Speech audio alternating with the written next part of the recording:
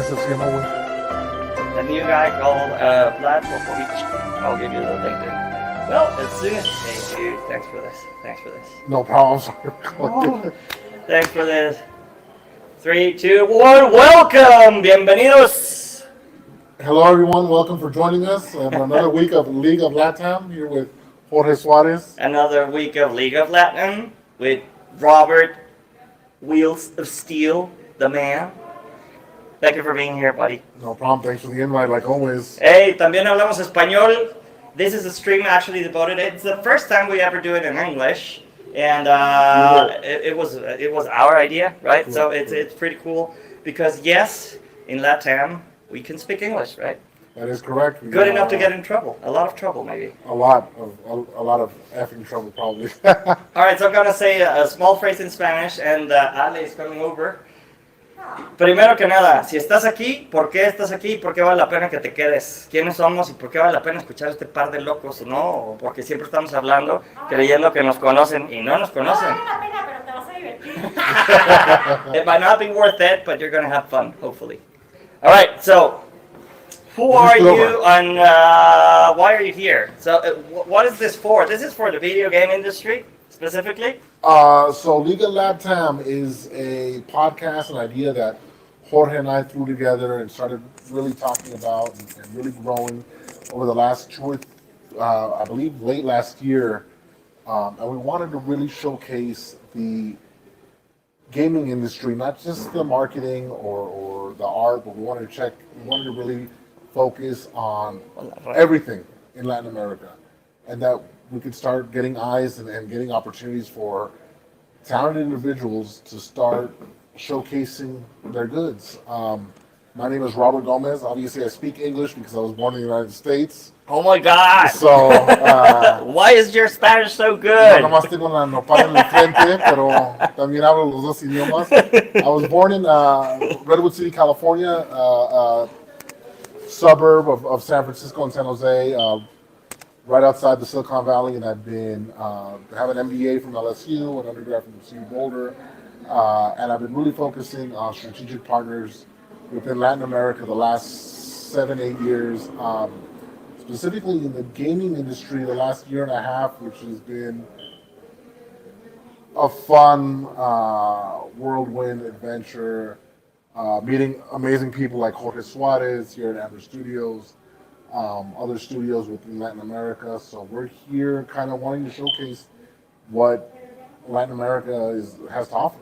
Yeah, and I think not a lot of people actually knows what's happening in Latin America regarding the video game industry and software industry per se by itself, right?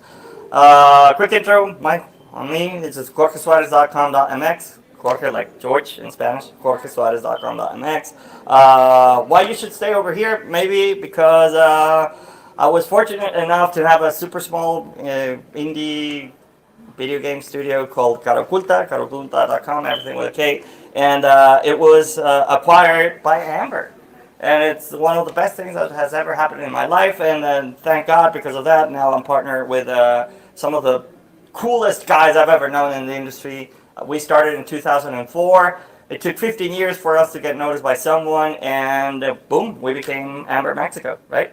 So Amber has got like many locations all around the world, and we are the second largest one. Yay! Yes, 283 Mexicans are doing video games for you.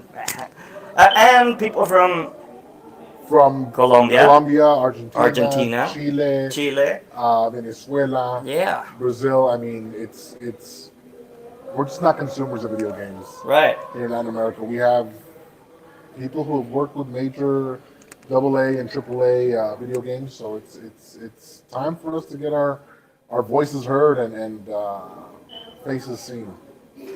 I totally agree with you. I couldn't agree with you more, buddy. And now we're doing it in English because we're prototyping this, right? I mean, somehow we would love to know or to share with everybody who's actually seeing this, to share what we're doing, what we're up to, and what we're up to as a company, as different companies, as Latin American guys actually working in the video game industry, and also just to let you know that, hey, there are more options than China, India, or Eastern Europe. Eastern Europe, yeah, of course. And we are kind of a near-shore option, and near shore is everything that's like really in the same time zone, and we're just 2 hours and a half away from Frisco, I guess. Three or and a from, half, a 3.5 hour flight from right, San Francisco. from San Francisco and LA. So there are options, and there are options, and lots of options. Not just Amber, obviously. Like there's a lot of companies that are starting to work over here. Amber actually is spearheading somehow everything over here, at least in Guadalajara. We're in Ciudad Creativa Digital. Ciudad Creativa Digital is the digital creative city. It's a huge trust fund created with private capital and state capital in order to help out video game and everything related to creative industries, right? So we have 820 square meters over here as a studio, and less than a third of the studio actually comes over, but we're always something in between 80 and 94 guys over here in the studio. So places like Guadalajara and another city like Medellin, where a lot of, like you said, Medellin. private funds and Where's Medellin, dude? Medellin, Colombia. Yeah. So I obviously knew. I was just I like know, kidding you I know. there. So places like Guadalajara and Medellin are getting these public and private funds from local governments to really showcase the tech talent that it has. These two cities have all often been called the Silicon Valley of Mexico and the Silicon Valley of Colombia. So those cities were chosen for a reason. There's a lot of talent. There's a lot of untapped talent in these two amazing, gorgeous cities. So let's start showcasing what we got, and not only those two cities, but Santiago, Chile, Buenos Aires, Argentina, Sao Paulo, Brazil. So there's a lot of Talent everywhere. amazing and talented people. And also, I mean, I don't know if we should talk about it because it's obviously, I mean, there's also like the cost matter. I'm pretty sure that if someone is seeing this that's actually working in a game studio, they would go like, yeah, all right, so what are the costs? And yeah, right, what about seniority, which is something that's always talked about? And yeah, right, what about quality? Are they able to do our work and all that stuff? And I think that's something we should be talking about either right now or later on in another episode. I think we could touch. I think we should touch those topics right now, and then dive further deep into those topics. Is the cost? Yes, it's cost efficient, but when you start getting the senior level people, the difference ain't that much different worldwide. And I think there's a global standard. Specifically, if you're looking for senior level talent, expect to pay senior level talent also. How's the products? That's a great phrase. Expect to pay senior talent, and we also have got, and obviously because we're an emergent market, we do have mostly junior talent. I mean, let's just face it. And some of the things that we're struggling with, it's a classical dilemma in between the bring all the seniors and let just everybody wants just seniors and the best expert, right? That we have got. They don't want to pay the price, but still, I mean, or they do, because I just heard this awesome phrase that I would love to tell you. I was just reading this and I was like, oh, that makes sense. When you solve rich people problems, you get to charge rich people prices. Isn't that interesting? I mean, and let's just face it. In Latin America, we were not able to grow as much. First, because we didn't have like all the major labels over here. Second, we didn't have like super amazing IPs all over Latin America. We had some, right? And some of those studios actually got acquired and have grown a lot. And but on the other hand, we have a lot of super talented people coming out from universities. They might be obviously junior, but I remember someone from Amber, some of the execs telling me, it feels like it's Romania 30 years ago. So it must be like the States 40 years ago or something like that. And the community is vibrant. It's really enticing. It's really interesting in my point of view. I think so. Working with people, like I said. Gary Roberts, thank you for this. I'm a teacher and I was wondering your opinion. En tus propias palabras, ¿qué hace AAA un juego? ¿La cantidad de dinero, el equipo o cuáles son los elementos? What a great question. Thank you, Gary. Thank you for this. Perdón por el Spanglish. Oh, we really do that shit over here, bro. Don't worry. What's up? Ale, you're in YouTube. Thank you. Gracias, Alita. Te mandamos un beso. Te estoy viendo. Te voy a tomar una foto detrás de las cámaras. You want to answer the question? You want to go for it? I mean, No, we I'll might let have- you. I'll let you. Well, that's a great question, Gary. I think I might answer wrong, but let's just face it, AAA games, according to what I have learned so far, are those games that cost something in between.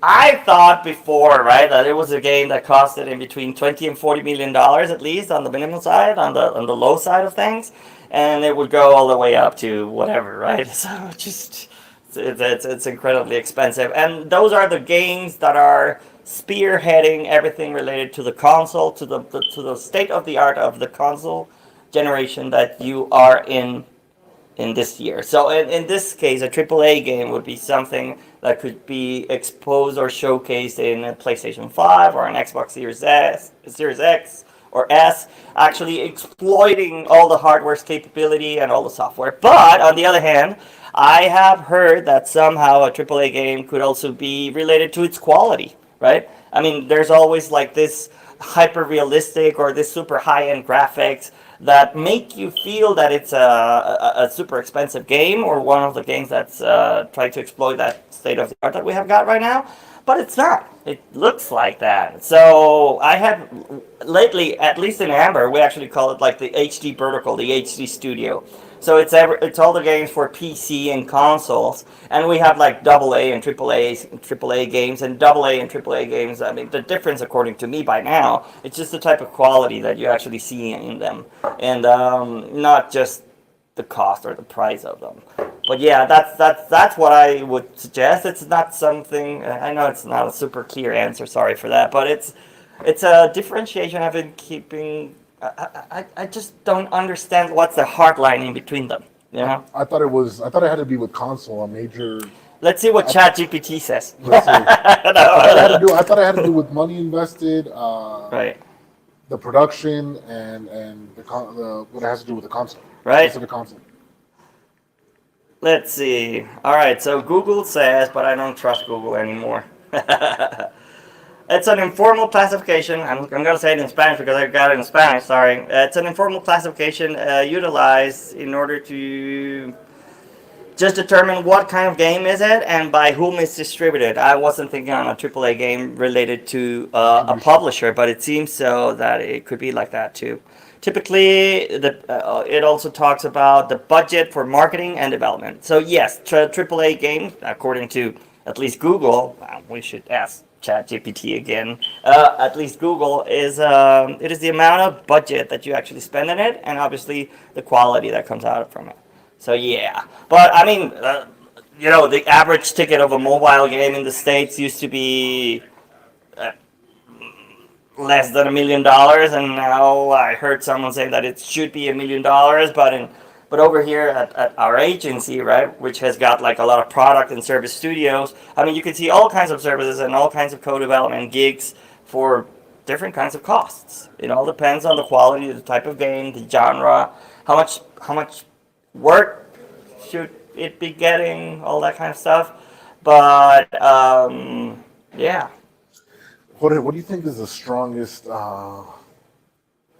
field in Latin America when it comes to game development?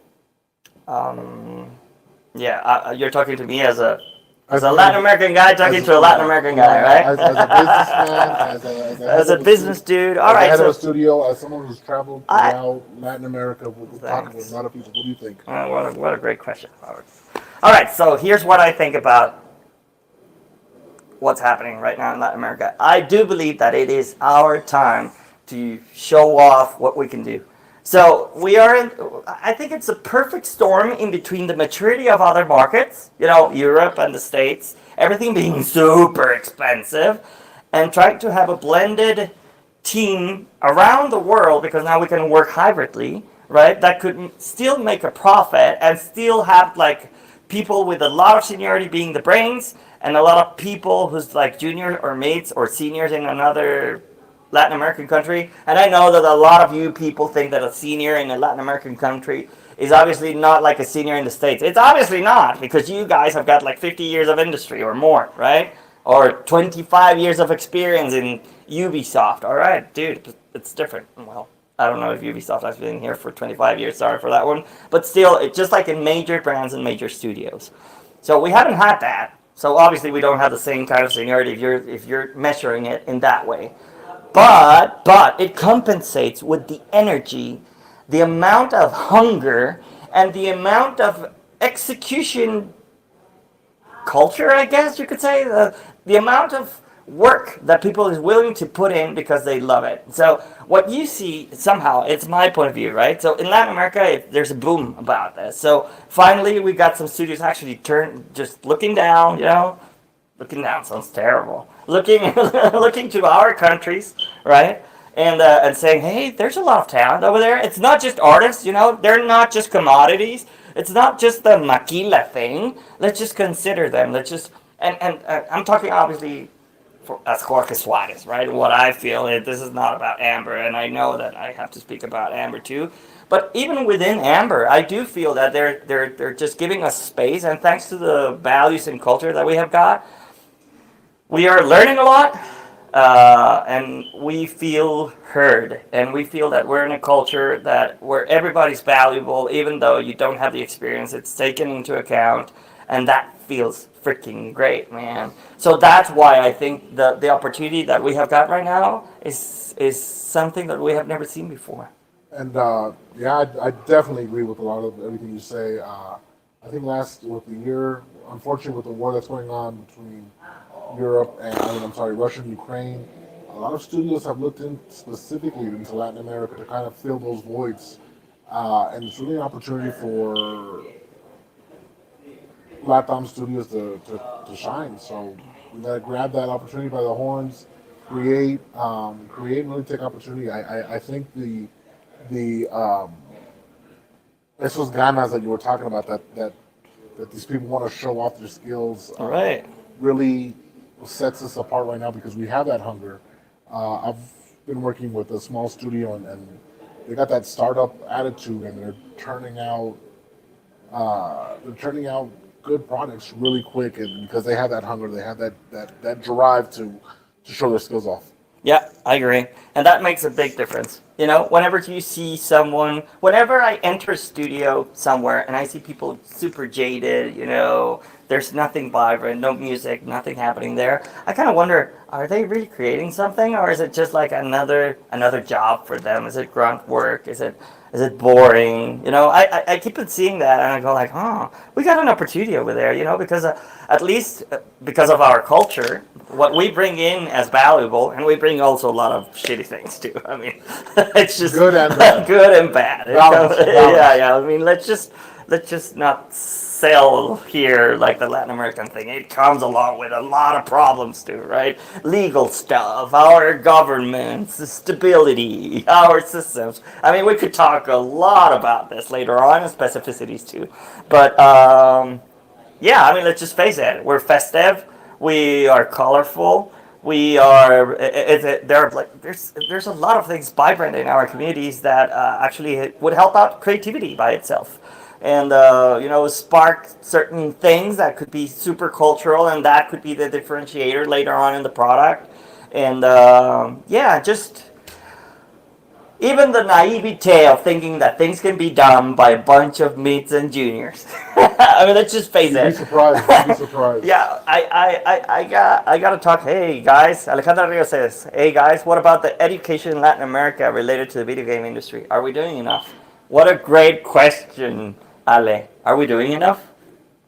No, unfortunately, I don't think we are. I think the real education is the real life experiences, working not just places here like Amber, but actually getting into the nitty gritty and working on real projects, having that opportunity for developers, artists, to get into working on real life projects, learning to fail, learning to grow, being able to fall and get back up. I think obviously learning at a university or taking a class on Udemy or Coursera or whatever doesn't get you prepared for working in the studio or working freelance or working on a team. It does a bit, though. I think it would open the door if you've got like a great. I know there's a lot of people over here with us that didn't get a degree in anything. So I just to answer Ali, because I think it's really interesting. What tips to speak English like you? Oh, thank you, Arthur. Practice, dude, and comic books and. Practice, Arturo. I was born in the States. He was born in the States, so that's kind of a. But I wasn't, Arturo. I mean, we need to answer also Ali's question. But Right. just to answer Arturo super quick, my mom wouldn't speak to me unless I spoke in English when I was 5. So that helped out a lot. So if in your work you can speak English or you can force yourself or your teams to only speak in English, I'm pretty sure that you're going to improve your English faster than if you take classes. Listen to music and watch Netflix in English, and don't be afraid to fail. Pretty much. Yeah, yeah. I think that's one of the things that stops almost everyone. Just being ashamed that you don't know the words, Yeah, or you're- even if you speak with the same words over and over. And another thing that helped me out a lot was that my mom forced me to just explain with whatever words I learned, whatever I wanted to say. So if I didn't know what this is, I would go like this cylinder with water, ¿Cómo se como dice? chingados. No, y Arturo, también una cosa, no te va a dar pena. Yo hablo español, a veces lo hablo muy mal, muy pocho, pero ni modo. Tu español es perfecto. Gracias, pero a veces, Bro. gracias, pero a veces me da pena también, entonces no te va a dar pena. You're trying something new, so anyone who makes fun of you for trying something new, you don't need them in your life. Right. And going back to Anna's question, I think that it is important, her question, because we're not doing enough. And I also believe that we have a ton of universities selling sexy programs of, you're a video game engineer and, licenciado en animación y arte digital. This is a major in animation and... Yeah, right. That's the name of it, I guess, in English. I don't know. So it's a bachelor degree in animation or something like that, right? So, yes, I think universities are selling well the program because it's sexy and everybody wants to work in it, but we don't have enough studios. And on the other hand, they're selling in the old format, which is the academic format, right? So in order to just be certified by the Secretaría de Educación Pública, which freaking sucks. I mean, I don't know everywhere else, but over here in Mexico, it sucks. It's super old. It's super slow, and obviously they're not dealing with things. Sorry, not sorry. It's just this is an opinion program, so yeah. Disclaimer: everything I say over here, it's my opinion. Sorry. No, go ahead. I know it might not be super cool for everyone, but by the way, I grabbed little Yoda because the microphone is here, but maybe I should be just taking it away. And I think we're doing a better job with Echo Training Center. Yeah. Sorry, I gotta say it because I'm this is an opportunity to tell everyone what we're doing and what the team over here has done. I'm really proud to announce. Yes, I'm gonna say it. Can I? No, hold on. And actually, can I? And actually give a round of applause for people Production. like Alejandra and Arden who found great instructors who are teaching technical artists. And Adriana, and they've been finding great professors and local professors to teach here in Guadalajara. And we've been working with a handful of those interns to work on projects, and they're turning out great. She's coming in. Say hi to Alejandra. Wait. Let me give you back Yodita. So you I'm coming with All right. my Cool. congratulations. No, I'm dude, listening. but I'm listening. Alec, do you want to give an introduction? yes. Or Who are you and why are you? Everybody knows who I am. No, of course not. Actually, I'm in the street right now. Like, This one goes to Robert. Is there any chance for a small studio to shine the video game industry, or I just I'm applied to be invited part of then. a big studio? That's a good question. Is there? Yes, there is. There's a lot Robert is of mine. there is a lot of opportunities, Ale. It's obviously I think Because the context. Because this is a regular question that comes in the industry all the time. Like, should I just stop doing this and just be part of a big studio? Because being small, it's a competition with the big studios, right? right. But it has It's not. advantage. It Yeah, has advantage. definitely pros and cons. I think with a smaller studio, just like working in a startup in Silicon Valley, it allows you to grow faster. It allows you to wear many hats. So you might not just be a developer. You actually might Maybe have to be faster. and grow faster. So you might have to not just be a developer. You might not just be able to learn Unreal or Unity. You might have to get into more in depth, wear more hats, be an artist, uh, for you to grow and actually get more experience, then be able to move into a larger studio. But I think a small studio, an independent studio, is a great opportunity to get into a feeder program, to be a seen by a gracias, to be seen by a larger studio. But yes, I think it has its pros and cons. I'm currently assisting a small studio. I love it. It's a pain in the ass. It's a lot of things that we have to do, but I love it. I enjoy it. It's the grind of wearing many hats. I mean, legal, financial, Yeah. being a That father, one, that, being not I mean not a father, but being an uncle, a mentor to a lot of these kids, and following up, making sure they're getting on calls when they're supposed to. So it's great. But at the same time, I'm able to support people like Amber, who has a structure of a major company. So I'm able to see both sides and take from what I learned from both the independent and the major studio. I'm asking this because I think that the small studios, it's a safe place for the people to start, right? Correct, correct. It's a better opportunity and Wait, it comes what? faster. Isn't it safe over here too? No, I mean, it's easier. It's easier for It's them just- to be higher. it's a smaller pond. I think it's easier for you to be heard. I think when you said you had almost 300 here in Mexico, Yeah, by now, yeah. so if someone emails you, if someone sends a message, are you able to respond right away, Jorge? No, But- no, I'm the specialist. and I don't want to put you on the spot, but Put me on the spot. if We're I on the could- spot. Come on. if I get emailed, if I get sent a message, I'm able to respond right away. I have that flexibility, so that definitely is a That's very a- good comment. That's a great answer, by the way. I think it's the classical pros and cons, just as you said. So, I mean, but you have got to survive, right? So, I mean, we could be killed by a lawsuit, maybe by someone big, but Sure, you sure, can be like- killed by a lawsuit when you're small too. So, I think it all depends on the scale, the type of impact that you can get, and the results. You know, it's simple. We got to be 30 in KO, but we didn't have at all the type of clients that we can have over here, thanks to the network systems and growth and vision and everything related to Amber. So we're here because Mihai Pohotsu had the vision to say, all right, let's just help out the community over there. Let's just have an NGO and have a Mexican chapter, which you are directing and actually is devoted to education. Those kind of things aren't like, wow. I mean, no one had ever come with that vision and the money and trusted a Mexican handling like millions of dollars and having me sign for it. Just like, With your soul. get this done. With know? your Signing soul. blood, signing I'm- blood. I'm super grateful. Without Mihai, Jaime Gine, Scott Humphreys, everybody in the board of Amber, if they had not given us the chance, I mean, they could have given it to someone else. Right? So yeah, I think that's important. When you get a chance with someone, I mean, let's just check out the story of Mihai, for example. He just traveled from Romania when he was a teenager to the States, and he was delivering pizzas, and then he was in QA, and he started growing through the ranks, and he's this awesome chairman of the board right now.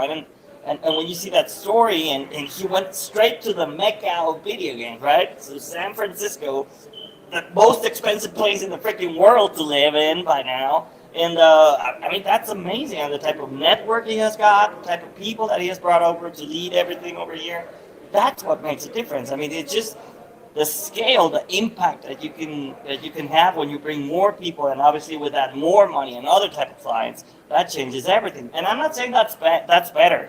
It's not a matter of what's best and what's worst. It's just how are you happy in the end, right? If you have like a small studio, or if you're an outsourcer, if you're a freelancer, and that makes you happy working video games in that way, that's perfect, dude. I mean, that's perfect. It's just that we lack the industry, and the industry part, at least as a definition for me, it comes when you are giving employment to. So when there's like a critical mass that's actually being developed thanks to the movement of that money because value is being brought to that category of business, right? So I think that's happening over here. I mean, let's just face it. We just trespassed the limits of being a small company, a medium company in Mexico. So being a big company in Mexico is a company that does more than 12 million pesos or something like that. No, $12 million, I guess. Yeah, 12 million pesos. No, sounds 12 a million little pesos too is low. something super low. Yeah, it was just like 12 million dollars, something like that, and 250 employees. So we haven't gotten the revenue yet. But we're almost there, and we have more than 250. So we have never seen that before over here. So that's historic. That means something. That happened in the States in I don't know which year, right? But some entrepreneur actually had the guts to develop this and took advantage of the hardware, the software, and made it happen, right, in the market. But that person also invested in you, Jorge. I mean, Yeah, I mean, how easy is Yeah, it? because they saw you in the Shark Tank. And the Shark, not only yeah, that, it's Shark Tank. no, yeah, but they Whatever. you took advantage of all your opportunities, and I think Mihai said, they yeah, saw I that want too. that guy. I want that guy also. Yeah. Yeah, well, Mihai, you were wrong, but we're trying. We're doing our best here. No, Hang in there, buddy. Yeah, I think you made the right choice. I hope you actually feel that. But yeah, we're trying, dude. I mean, we're trying, and this is one of the best opportunities, at least that I've ever had. And now I get to work with super awesome people I always wanted to work with, and that I couldn't pay. It's just basically that, dude. Right? So that's awesome. Yeah. More questions, guys. Thanks for this, by the way. It's, You were about to make a comment or share some news with us a few minutes ago. yeah, I might not be the best person to say it. Come on, you know what we're talking about. The boot. We should save it for the next week. No, come on. It's already here. It's been, I mean, the news. There's only 3 people. No, it's And not. one of them I am. It's not about the 3 persons that are seeing the stream. It's about whomever's going to share this video later on. It's going to stay there in the net. For forever and ever. Drivers. Well, Okay, You can we still just see some recently stuff. received the news that we are officially an Epic authorized training center. This is something Congrats, that we were congrats. pursuing, I think, almost 1 year. We were working on this. Adriana was working so hard. Cecilia was working so hard. And the guys, the authorized instructors that we have already in the training center. And finally, it came. I need to be very specific that we received super help from a guy known as Carlos Vilchis. Carlos, gracias, hermano. Carlos Gracias, is a Carlitos. brother of us, which is working right now for Lucasfilm, and he's in Vancouver right now, and he has helped us a lot on this journey to get the authorization from Epic.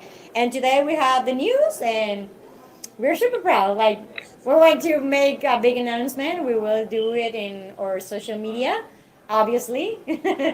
we film a video like 2 minutes, I mean 20 minutes ago, and I don't know how much here should be. Okay, like 40 minutes ago. Well, that's And- amazing, amazing. And let's just say it too. We're the 4th one in Latin America, right? Yeah, and the only one in Mexico right now, because used to be one handled by Tec de Monterrey, I guess, but it's not working anymore, or I don't know why it's not appearing in the map. So we are the only one. We will be the only one. So Amber Arden have a unreal monopoly.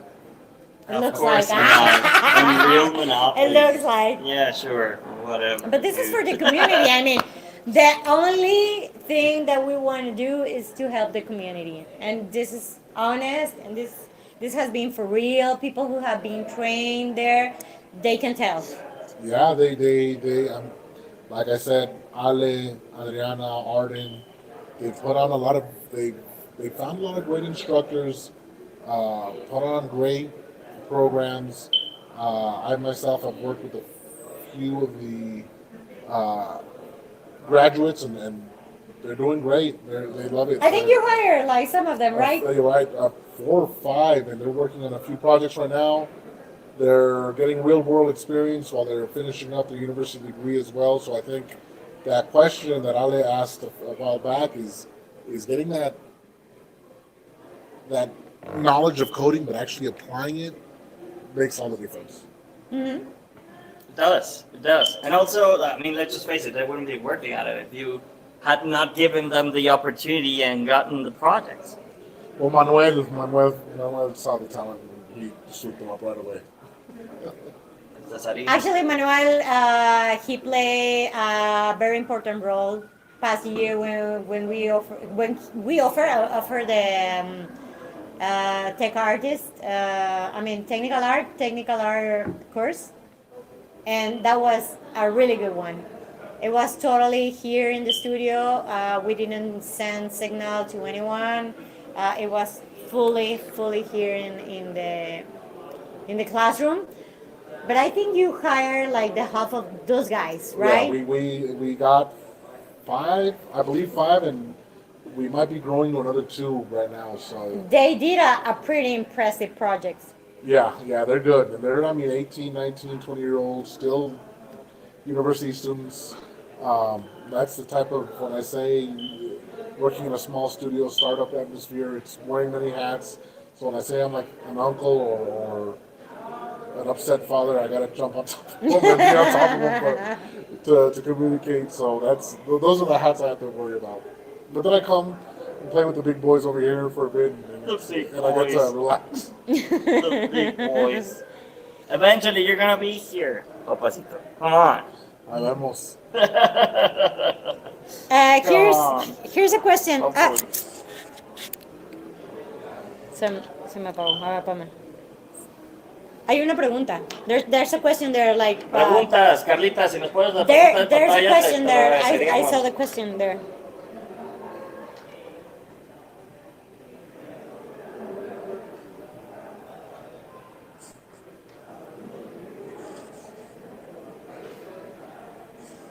A Blizzard question, like about the acquisition. Alright, so I'm trying to share this. We're What's your expecting- opinion? What's your opinion in the purchase of Blizzard Activisions from Microsoft? Is finalized? Does it stabilize the industry? No, I know that everybody's talking about like a monopoly from Microsoft. I do believe that they're big winners of this, and eventually in the long run, depending on the strategy and things that PlayStation is going to do, I do believe that they're going to start doing more games as a service, because Microsoft has already won, in my point of view, the battle of playing anywhere, right? So now there's going to be like in smart TVs, you're going to have the Xbox app, and you're going to be able to play remotely, like almost with no lag. It's And this really, is really kind of sweet. related about the question that I did. It's related to the question because Xbox is putting in Game Pass, which is their major strategy right now, according to me. I might be wrong, obviously. He's putting everything from those companies that they have bought, and those companies are amazing, and they just have millions and millions of players on a daily basis. And they keep growing and growing. And they're growing like crazy. They don't care that much, in my point of view. They don't care that much about the hardware anymore. They just care about like the membership model and actually being able to put Because amazing content memberships everywhere. is a new thing. Like, I mean, Well, it's not the new thing. I think it's here to stay. We have had memberships for quite a while, but not of this type, with this much value and this much diversity. So, for example, you can have a Game Pass right now, and you have almost 200, 120, 200 awesome AAA, AA, indie games, all kinds of games, and now you can play them in your freaking iPhone. In your iPhone. It's not an Xbox. It's not Apple Arcade. In your iPhone with the Xbox app. It's just amazing the way it goes, and And yeah, I have finished Tekken or something like that on my iPhone. And it's amazing. And a fighting game, something that's super laggy if you don't have a great connection. And I don't know how they pulled that off. I think it's amazing.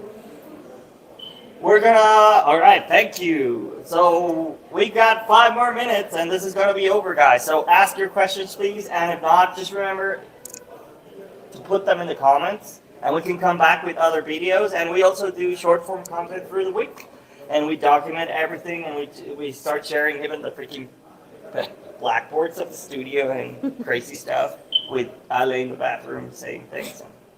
But that's me saying crazy stuff in the bathroom. But hey, we're doing experiments, right? We're entertainers somehow too. So we're devoted to the entertainment industry. And I guess eventually we gotta take that. Juan Ortega, hey, what's up, Hey! and Juan Carlos Medina, greetings from Tessie, York. Woo! Tessie York, Where Tessie Stan. is this? Mordor. Ah, Mordor, claro. Un abrazote hasta Mordor. Thank you guys for being here and for sharing. Yeah, so maybe we should finish this up. We got 5 more minutes. So. Yeah, and look out for us. I mean, I know Amber's international team will be at GDC. I'll be at GDC. Yeah, going back, kind of a homecoming for a bit and get to eat some In-N-Out. But we'll be at GDC, so keep an eye out for us. If you have some projects called Robert, where can we reach you, Robert? You can reach me on +1 303 915 7075, or you could email me at to robertgomez@gmail.com. Ali got blocked I got blocked by Facebook for sending many reactions and likes and whatever. So Thank you, Alita.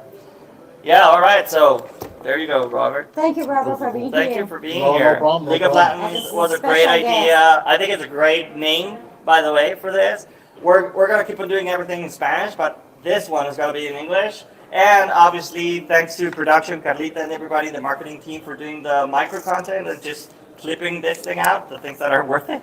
And And this is a weekly podcast, so make sure if you have any topics you want us to touch base on, just send it over. yeah, send over the questions. Just put the questions in the What comments. about the best clubs here in Guadalajara? Yeah, everything related to the video game industry. Please don't start just like What exposing about the us. staff? El calabozo, right? Alex over here trying to get people in trouble. By the way, guys, we're super excited because we now have a new CMO. Let's just talk about it later on. We should be interviewing him later on to see what's going to happen. New CMO, it's a Chief Marketing Officer for Whole Amber, and that's super interesting. Let's see what's going to happen then. All right, Ali, Oh, say your I'm goodbyes. allowed to write at least. Thank you so much for watching Juanjo. us. Juanjo, gracias as always for being the one who Thanks, is everyone. there. And my husband, my parents, my family. Thank you so much. And, oh, sorry, I just. Thank you for the Oscar. Now, well, my final message is if you speak English, if this is the first time that you actually get to know us, please share it. You know, we're looking for more people to just know, to be friends with, and to share our work or help them out. So thank you for being here. This is League of LATAM. She's, Alejandro. he is. Not the Robert one in Shark Tank. Gomez, Robert Pachanga Gomez. The only one. And I am Jorge Suarez. El Papacito calls me. My dear people from Amber. And yeah, thank you for being over here, guys. We're here for you. Please get in touch. Please share this out. Remember to subscribe, click the bell, and whatever. Woo! Thank you. See ya.